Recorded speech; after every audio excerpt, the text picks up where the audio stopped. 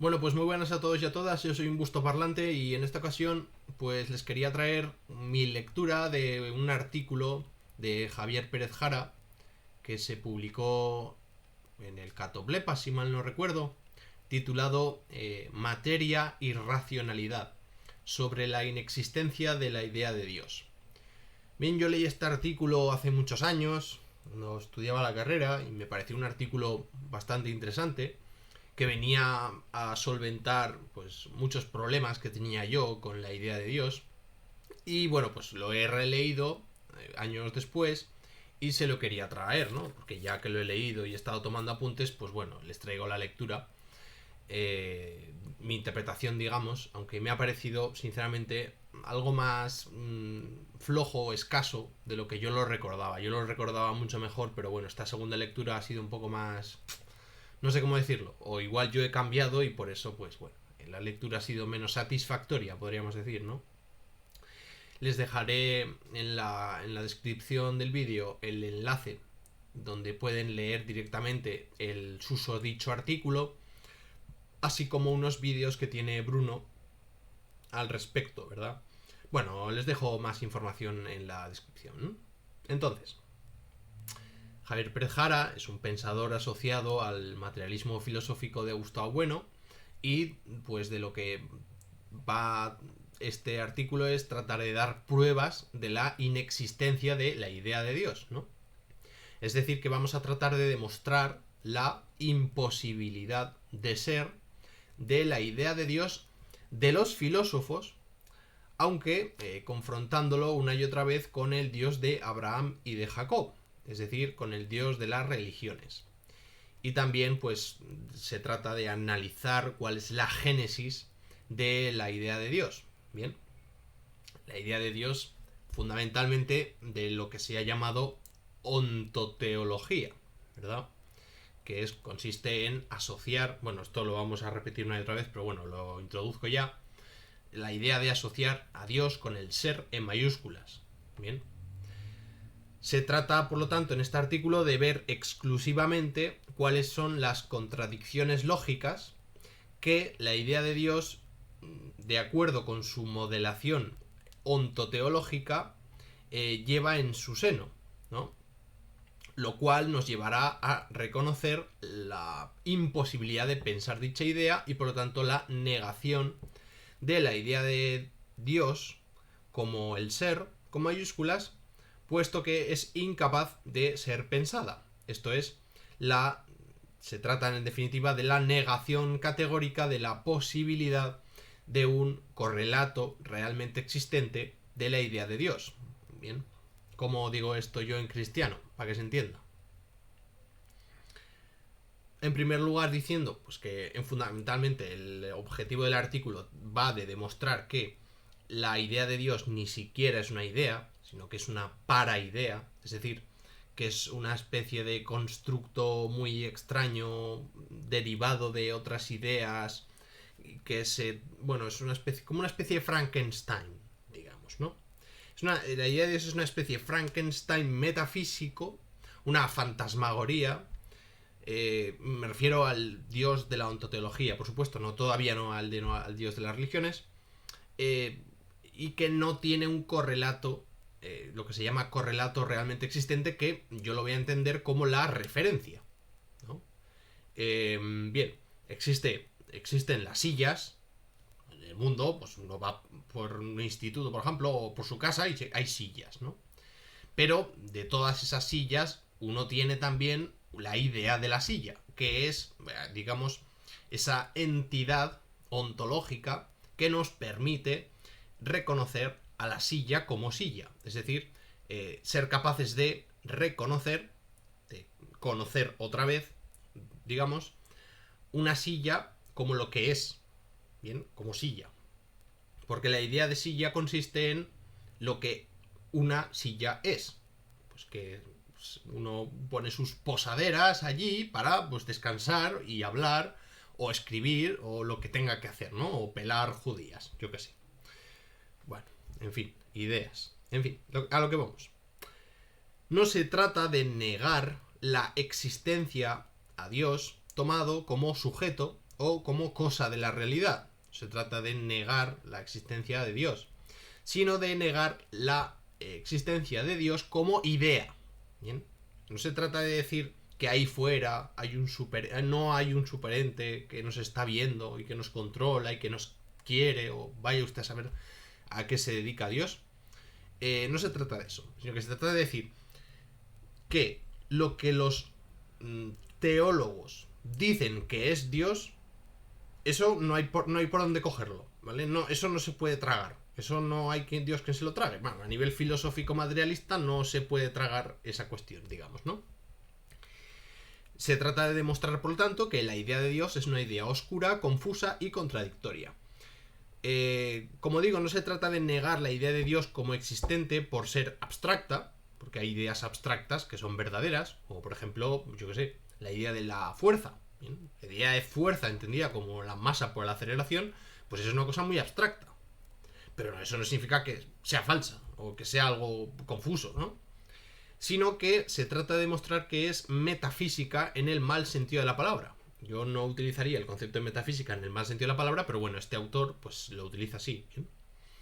En el sentido de, como dice Pérez Jara, de que la génesis de la idea de Dios como resultado de sustancializar o hipostasiar determinados contenidos del mundo fenoménico. ¿Bien? Es decir, que Pérez Jara va a tratar de demostrar cómo la idea de Dios es una abstracción, ¿vale?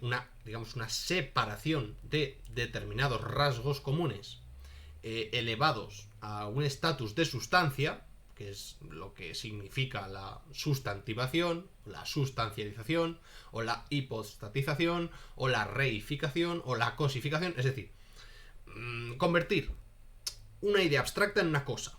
¿Bien? Eso es un problema metafísico. ¿Bien?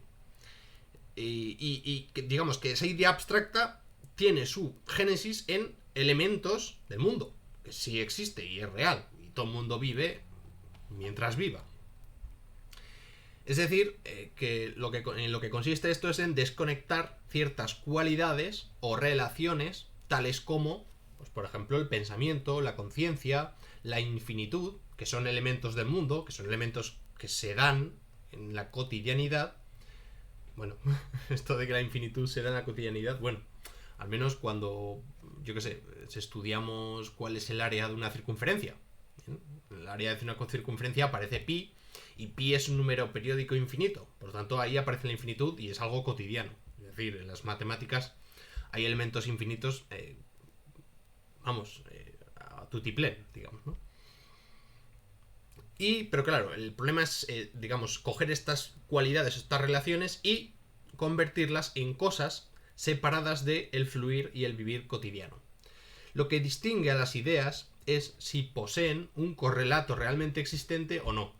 Y dice Pérez Jara que las que no tienen un correlato realmente existente, que yo he llamado referente en teoría lingüística, se habla del famoso triángulo que consiste en que en los tres vértices va un elemento del lenguaje, significante, significado y referente. ¿Bien? Significante boli, B-O-L-I.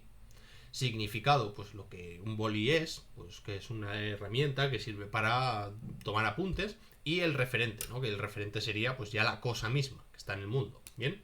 Entonces lo que se quiere decir es cuando se habla de Dios, pues no hay un referente en el mundo. Por eso pues hay muchos ateos, ¿no? Porque no han visto a Dios. Aunque bueno, la religión dice que bendito el que cree sin ver. Pero bueno, esto es ya una cuestión religiosa, no filosófica, diríamos, ¿no? Es una cuestión de fe. Y la filosofía, pues bueno, tiene digamos que en filosofía no necesitamos la fe como como un término de nuestro quehacer, porque nosotros tenemos la razón, tenemos la racionalidad, y se trata de explicar por qué las cosas son como son, o por qué existe lo que existe, pero de acuerdo con una serie de silogismos, con una serie de argumentos bien montados, bien articulados gramaticamente en un discurso que, digamos, tiene su propia coherencia y su propio sostén, fundamento o, digamos, solidez a la hora de justificar lo que se está diciendo, ¿bien? Entonces, por ejemplo, dice Perjara que la idea de botella sí que es una idea que tiene un correlato realmente existente, ¿bien? Porque una botella tiene su referente en el mundo, mientras que la idea de dragón no tiene ese correlato realmente existente, ese referente en el mundo. Lo cual no quiere decir que la idea de dragón sea algo, ¿bien? O sea, a ver si me explico. Los dragones no existen, como los unicornios o como Harry Potter, ¿bien? Pero eso no significa que no sean cosas o que no sea algo. Es decir, eso no significa que el hecho de ser un dragón o el hecho de ser un unicornio sea algo determinado. Todo el mundo sabe lo que es un dragón y todo el mundo sabe lo que es un unicornio.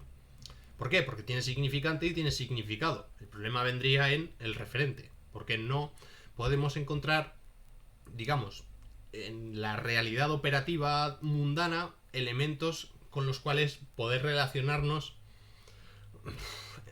corpóreamente. Pero claro, esto no es del todo ajustado a la realidad, porque las ondas gravitacionales sí que son un referente del mundo, pero no podemos operar con ellas corporalmente, o digamos por la vía corpórea, por la vía física, vamos a decir así, ¿no? Porque las ondas gravitacionales, pues no, o la gravedad misma, pues no tiene cuerpo. Sin embargo, digamos, el referente es real. Así que bueno, yo tengo problemas a la hora de pensar esto. Yo, si tienen alguna idea, pues déjamela en los comentarios y yo la leeré con mucho gusto, y si puedo aprender, pues mejor. Sigo. Madre mía. Es que tengo muchísima cosa. Entonces no sé qué voy a hacer. Bueno, seguir. Por lo pronto seguir. Bien. La idea de Dios no es una idea primitiva, originaria, sino una idea derivada. Por lo que la idea de Dios y su existencia está a años luz de ser algo evidente. Los ontologistas son las personas que se dedican a la ontología. La ontología es el estudio del ser, el estudio de la, digamos, de lo que hace que algo sea o no sea, o sea y no sea al mismo tiempo, o no pueda ser y no ser al mismo tiempo, lo que sean las cosas. Me lío. Bien, los ontologistas afirman que Dios es el ser. Ahora aquí viene el gran problema, ¿no? Equiparar a Dios con el ser con mayúsculas. ¿Qué es el ser con mayúsculas? Bien, el ser con mayúsculas es todo lo que es, digamos, ¿vale? Todo lo que es. Todo lo que tiene cierta determinación. Podríamos decir, o no. Bueno, por lo pronto sí. Aquello que tiene toda una determinación, algo que es determinado. Todo lo que es determinado forma parte del ser. Mientras que lo que no sabemos, o no sabemos, no, lo que no es, lo que no tiene ninguna determinación, entonces eso no pertenece al ser. La nada. Pero claro, decir la nada, o el no ser, es o no. Claro, a nivel absoluto no. Bueno, esto ya lo explica Platón, ¿no? Pero bueno, podemos darle una pequeña vuelta. Decir, todo lo que es está determinado, vale. Entonces, la nada es o no. Pues decir, la nada absoluta no es. No puede ser, por Parménides, ¿no? ¿Por qué? Porque si existiese la nada, estaría dentro del ser, pero claro, no puedes meter al ser y al no ser en la misma caja, porque se anularían, digamos, sería una contradicción lógica. Por lo tanto, la nada absoluta, digamos, anegaría el ser, ¿no? O el ser anegaría la nada, y entonces no habría nada, habría ser. Entonces hay un problema aquí. ¿Cuál es el problema? ¿O cómo se soluciona? ¿Cómo lo soluciona Platón? Diciendo que lo que existe es la nada relativa, es decir, el no ser relativo. Estamos de acuerdo en que, pues, un boli es, pero un boli no es un lapicero. Entonces, el no ser relativo, es decir, el que una cosa sea y no sea una tercera, una segunda o una tercera cosa, eso sí existe. Entonces, digamos, el no ser sí que formaría parte del ser, en tanto que discontinuidad fundamental o característica de la materia o del ser mismo, ¿no? Digamos que el ser no es, bueno, el ser es uno, pero digamos que tendría sus cortes, sus entrelazamientos y sus separaciones o sus diferencias, claro, sus diferencias. Claro, justamente la diferencia pues es un no ser, es un espacio digamos, de separación entre los entes. Y claro, lo que fluye por ahí en medio, pues vaya usted a saber lo que es. Pero bueno, la cuestión. Sigo. Si el ser es lo que es, el ser, o sea, Dios, es perceptible en la realidad. Dios sería accesible en la realidad, si entendemos al ser como la realidad. Bueno, esto es ya otra cuestión. Porque claro, hay que definir lo que es la realidad. Y la realidad nos da muchos problemas. Tembleque, sudores, fríos y por ahí. Y fiebre. Da fiebre a pensar en la realidad. Bien, entonces, en Dios, de acuerdo con la ontoteología, es o está todo lo que es. Bien, Dios es todo. Bien. Pero el ontologismo es incapaz de explicar la figura del ateo. Porque entonces el ateo sería un necio, un ciego, un porro, un mostrenco, un tonto. Porque no ve lo evidente. Esto es, que Dios es todo lo que es. Pero claro, decir que Dios es todo lo que es nos lleva a muchos problemas. Porque ya estaríamos, digamos, en una perspectiva panteísta. Y claro, decir que Dios es todo lo que es y como este boli es, Dios es este boli, también genera problemas para los ontólogos, para los ontoteólogos, bueno, para la gente que se dedica a pensar a Dios, ¿no? Entonces, por ejemplo, las perspectivas ontologistas de Malebranche o de Berkeley o del propio Santo Tomás de Aquino, ¿no? Santo Tomás de Aquino sostiene que la evidencia de la existencia de Dios es absoluta por sí misma o en sí misma, pero no para nosotros mismos o en nosotros mismos. Para poder afirmar la existencia de Dios racionalmente, ¿bien? Porque la cuestión no es que Dios sea una cuestión de fe, sino que la cuestión es que hay que explicarlo. Y claro, y esto es al final la escolástica medieval, y tantos siglos y siglos de intentar descubrir el ser entendido como Dios, ¿bien? Que no está mal pensar el ser, pero claro, cuando lo piensas como Dios, pues el ser empieza a hacer unas cosas muy raras, y no hay por dónde cogerlo. Y por eso la ontología, pues, se acabó. Se acabó. La ontología como teología. Como teología natural, digamos, ¿no? Y entonces ya empezaron a hacer otras cosas, los filósofos, a preocuparse por la moral, y por la política, y por el pensamiento, y entonces surge la edad moderna, y bueno, en fin, historia de filosofía. Entonces, para poder afirmar la existencia de Dios racionalmente necesitamos vías que demuestren tal cosa. Y de aquí vienen las 5 vías de Santo Tomás de Aquino. Luego los ateos existen, según Santo Tomás de Aquino, porque no saben o no comprenden las 5 vías que demuestran racionalmente la existencia de Dios. Pues ya estamos en que el ateo pues es un zumbado de la cabeza, digamos, es bobo, es tonto, porque no entiende las vías racionales de la explicación de Dios. Es decir, pero habría que reconocer que la existencia de Dios no es intuitiva, digamos, no es un conocimiento inmediato de Dios, ¿bien? Porque si no, los niños salvajes pues rezarían a Dios y no lo hacen. Pues claro, no han tenido el input, podríamos decir, ¿no? Con esta gramática generativa y tal. Bueno, la cuestión, que Dios no es algo evidente, no es algo que pertenezca a la intuición, al conocimiento intuitivo, es decir, al conocimiento espontáneo, inmediato, digamos, ¿cómo decirlo? Sin mediación, inmediato. Sino que es un conocimiento, digamos, la existencia de Dios es un conocimiento racional, porque necesita del conocimiento por la vía del razonamiento para poder conocerlo, saber que existe, en definitiva.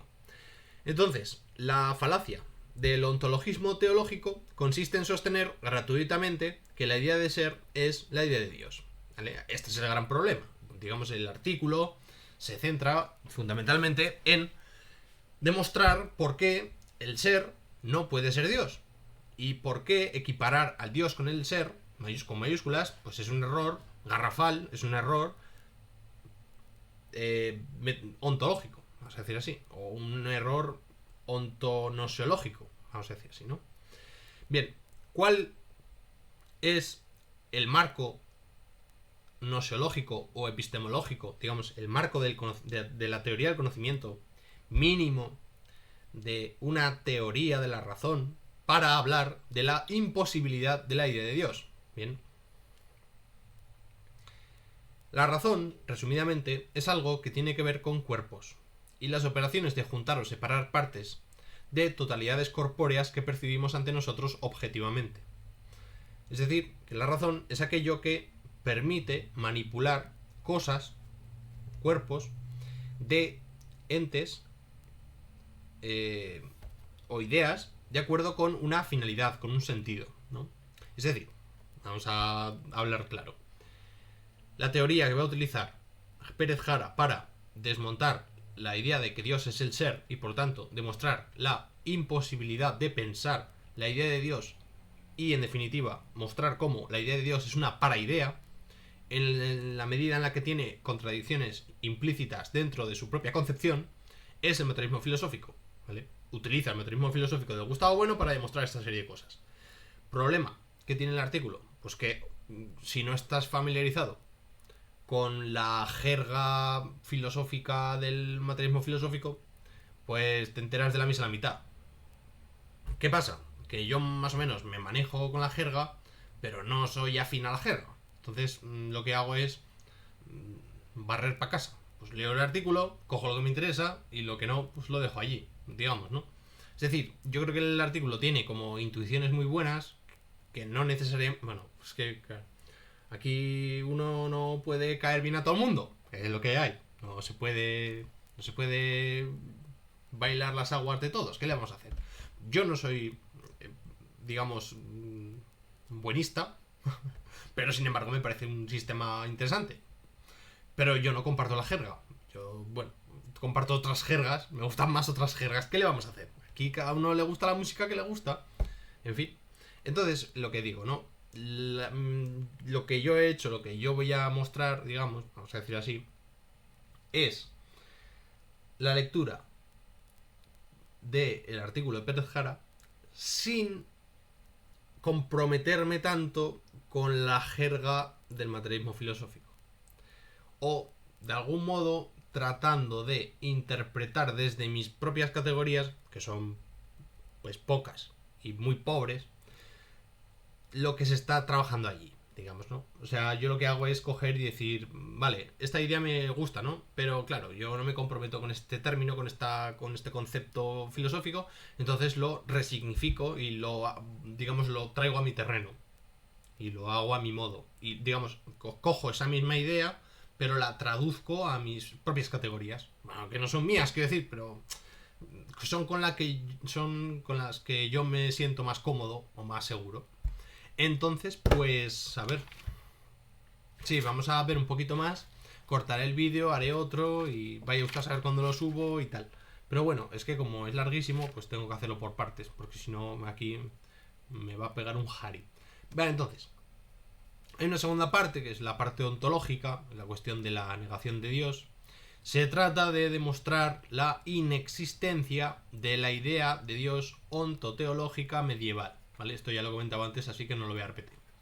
Frente al pluralismo del ser, frente a decir que el ser es plural, que el ser no es uno, bien, Dios es el ipsum esse, digamos, el ser sí mismo, el ser simplísimo, sin partes, ¿no?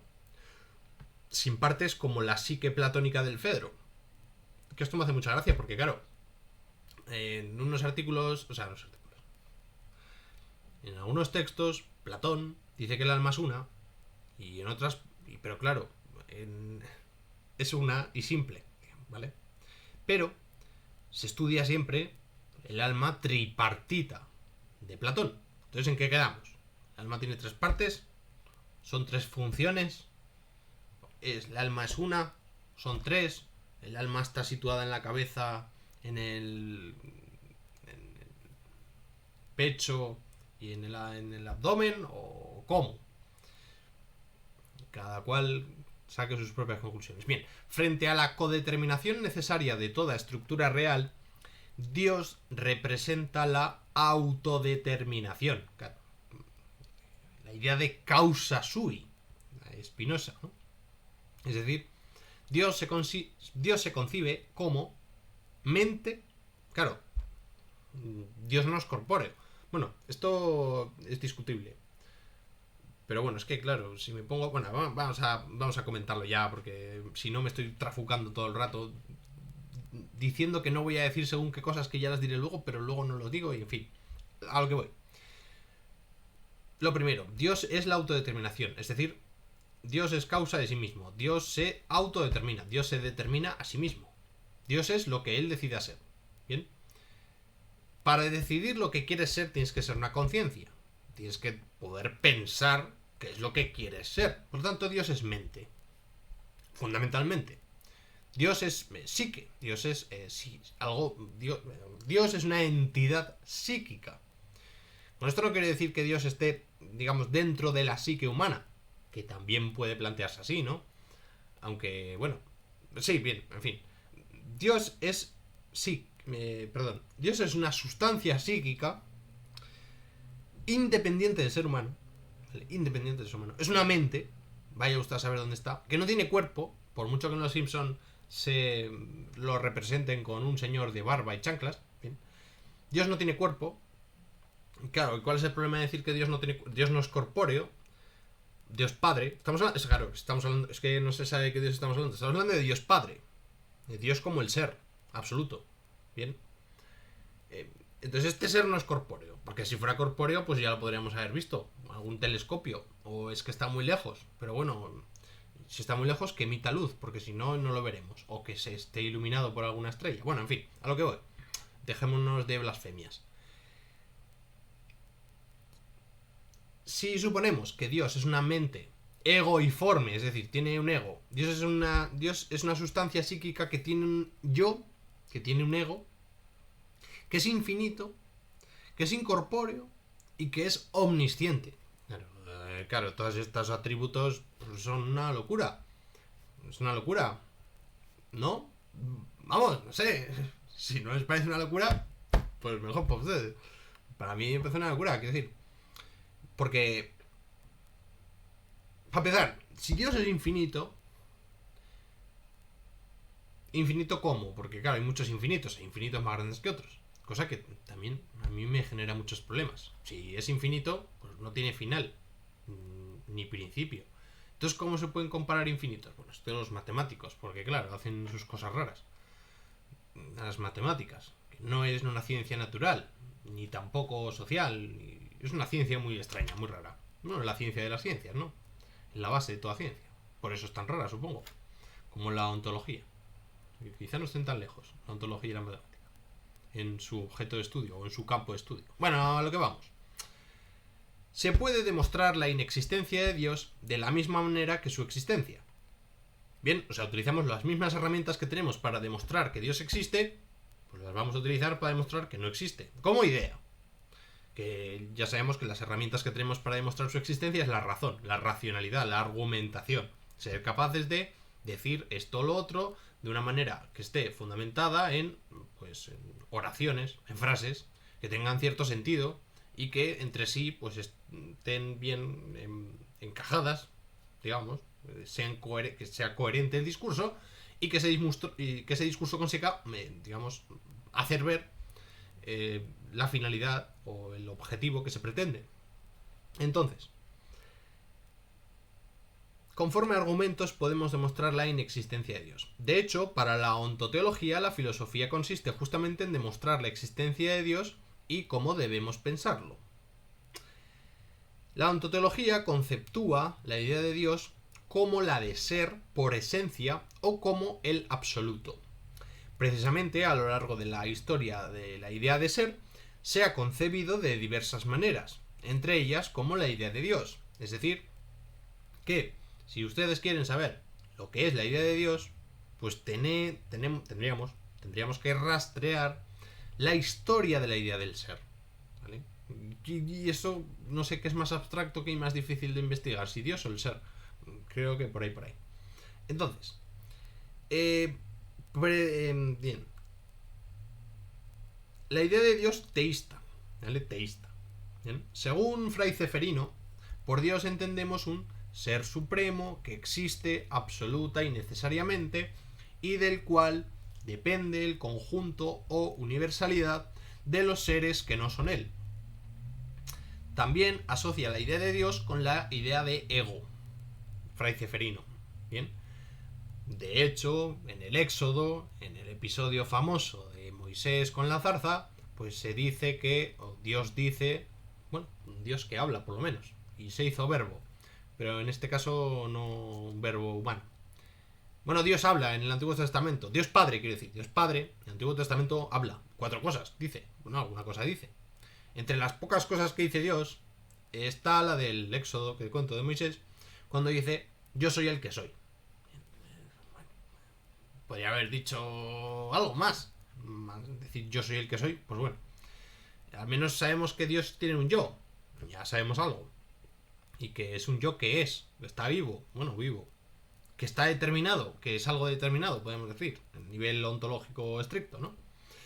Entonces, pero claro, el problema es cómo puede el uno, el uno con mayúsculas, un ser simplicísimo, claro, simple, el más simple absoluto que existe, lo más simple que hay, pero infinito.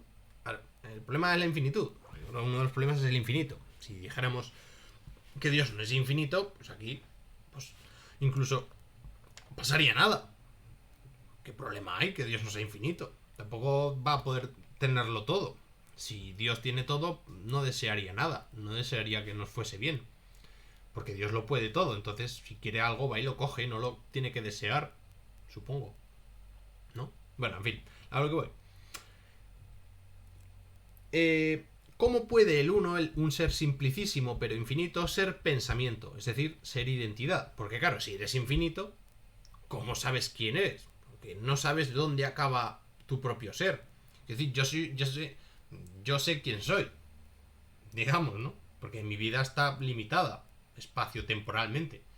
Y además, pues bueno, yo sé más o menos quién soy ahora, porque voy al espejo y pues tengo ciertos límites, cierto contorno, ¿no?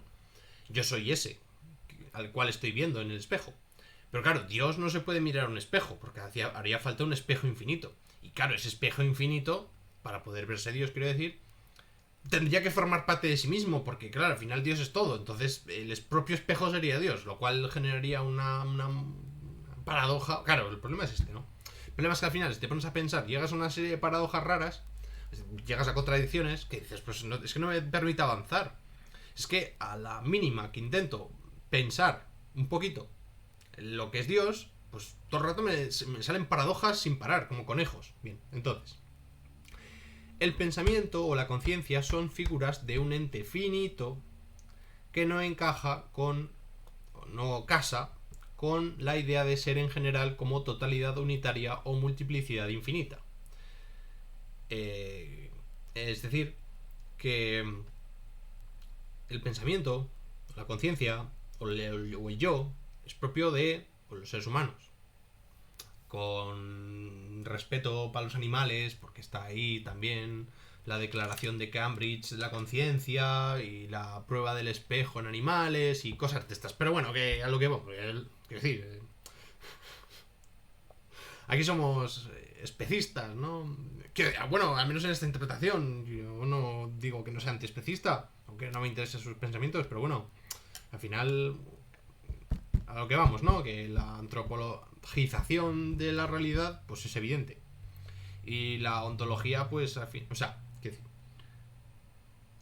que la antropología filosófica se transformó en ontología por una razón. ¿Bien?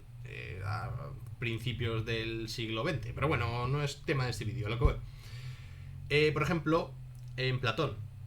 Y en Platón, el ser, en su, digamos, en su concepción perfecta, es el bien. El ser es el bien. ¿Bien? Pero claro, Dios, bueno, en Platón no hay Dios, en Platón hay un demiurgo, aunque el demiurgo también tiene bastantes similitudes con Dios, pero bueno, no es lo mismo. Que una cosa es, en Platón, por ejemplo, quiero decir, en Platón, una cosa es el bien y otra cosa es el demiurgo. Sin embargo, en digamos, la ontoteología, el ser es Dios. Claro, ¿por qué? ¿No? ¿Por qué? Deberían ser cosas distintas. Pero claro, como está la infinitud de por medio, da problemas. Bien. Entonces, hay problemas en coordinar la idea de Dios como ipsum esse, es decir, como el ser mismo, como el ser por esencia, y la de ipsum intelligere, es decir, la inteligencia misma, ¿no? El pensar mismo, el pensar por esencia. Podemos utilizar a Parménides. Parménides es un, digamos, teólogo, ¿no? El ser es el pensar. Lo mismo es ser y pensar, o lo mismo hay para el ser y para el pensar. Lo que pasa es que no llegamos a equiparar el ser al pensar como si fuese una realidad personal. Claro, una cosa es el ser, otra cosa es el pensar, y a ver cómo se relacionan, ¿vale? Y nada, en el próximo vídeo ya veremos, digamos, cuáles son las principales contradicciones de la idea de Dios según la ontología, para poder demostrar la imposibilidad de su idea y por lo tanto la imposibilidad absoluta de un correlato realmente existente, es decir, de una referencia de dicha idea contradictoria, porque si la idea en sí misma ya está mal planteada, pues no va a existir tal cosa en realidad. Bueno, existir, ser hacia afuera, bueno, en fin. Que es como el decaedro regular, ¿no? Como el círculo cuadrado. Pues Dios es un absurdo. ¿Acaso hay una idea de la contradicción misma? Esto es una buena cuestión, ¿no? Es decir, ¿las contradicciones lógicas tienen referentes reales? Sí, ¿no? Entonces existen. Las contradicciones existen. Dios mío, Hegel tenía razón. Bien, entonces, ¿existe un referente? Es decir, ¿existe un correlato realmente existente de el sinsentido absoluto? Claro, si el sinsentido absoluto no tiene un referente, ¿qué pasa? ¿Que no existe? Es decir, que es una idea paradójica. Pues no tiene por qué. O existe una idea, o existe un correlato, existe una referencia de lo ininteligible. También es interesante. Entonces, ¿qué sentido tendría pensar algo así? ¿Acaso es lo que no se puede concebir o pensar? Estas son preguntas ontológicas que tengo yo aquí para dar por saco en el final del vídeo. Larguísimo, Dios mío. Me estoy temiendo lo peor. Que va a durar esto, Dios es Cristo. Bien, bueno, en fin, entonces, nos vemos en la próxima. Y nada, pues un saludo y adiós.